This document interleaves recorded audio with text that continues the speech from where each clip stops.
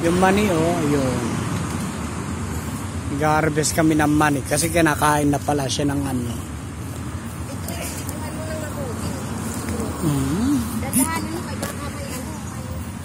Putulin mo yung kuhanin mo yung kuhan.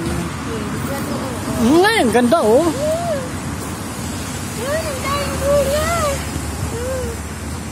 Dami oh. Ayun. Diba harvest time? Harvest time talaga. Ay, ang mani! Magagaling ni Manilyn.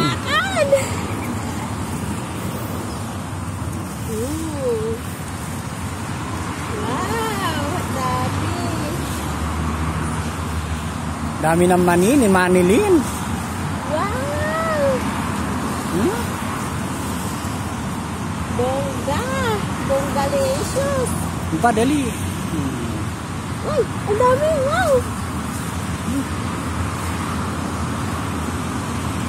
Wow! Wow! Wow, ang dami! Yan. Okay. Bongga. Ano mo? Yan po yung na-harvest. Bukas. Oh, ang mani. Mani ulit ang itanim natin dito. Hindi, ay. Mani ulit?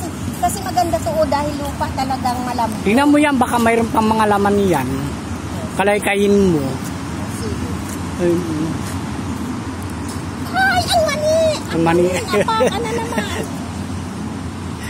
Kala ka yung alupihan ang iniiwasan mo. Mani, apakan. Ayan, tataniman uli. Walang naay ang mani, napapasan. Yan na, sabi ko eh. Okay. Na. Yun na na. natin. Huwag ang plastic.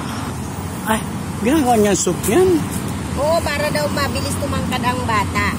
Oh. Oo, hinihingi niya talaga to. Pag magbunot daw ako daw itapon. Magulang na nga siya, matigas oh. Kita mo tumubo na nga eh. Kaya anihin na kasi tutubo lang sa lupa. Ay, nasa yung mani dyan. Nasaan? Andyan na, pinasok ko na. Kaya lang maliliit siya talaga. Siyempre.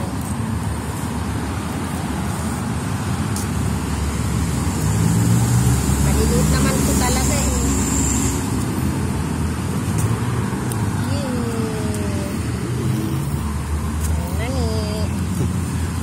Kaya na-harvest may tanim, na rin. may anihin. Na-harvest na rin si Manilyn.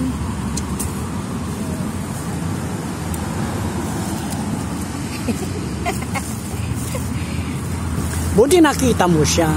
Eh kasi nauuga na nga yung dahon. Sa akala ko dinaga. Ay sus, kaya tumubo na pala sa ilalim. Ay, yung mga daga din, kung minsan nagtanim din ako ng sili doon sa taas eh. Inuubos nila yung kaya na buto, inuubos nila eh.